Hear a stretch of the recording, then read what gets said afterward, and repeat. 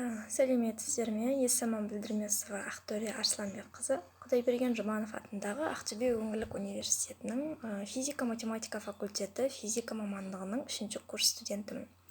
Ағымдағы жылдың 16 және 27 қараша аралығында Новый орта мектеп лицейінде педагогикалық практикадан өткен болатынбыз. 2 аптаға созылған практиканың алғашқы күні мектеп Zoom платформасы арқылы мектеп ұжымымен танысудан басталды. Оның ішінде директордың оқу ісі бойынша орынбасарымен, мектеп психологымен және сынып жетекшілерімен танысқан болатынбыз. Кейіннен бұл конференцияда бізге онлайн мектеп, білім ленд және күнделік KZ платформалары жайында ақпараттар беріліп, жұмыс жасауы түсіндірілген болатын.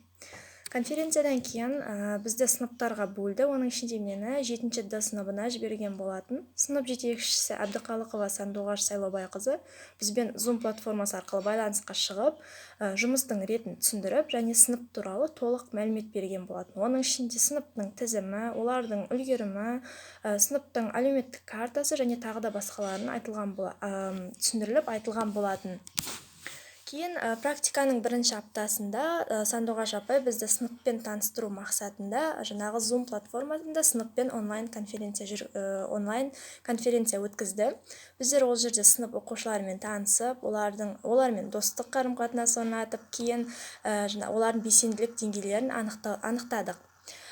Кейін сынып жетекшінің рұқсатымен осы 7-ші Д сыныбына тәрбие сағат өткізген болатынбыз. Оқушыларға қиындық тудырмау мақсатында достық тақырыбын алдық.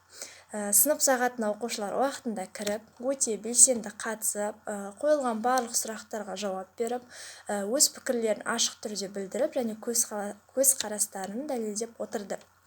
Бұл 2 аптаға созылған практика бізге өте үлкен тәжірибе болды. Сол үшін Новый орта мектеп лицейінің ұжымына алғысым шексіз.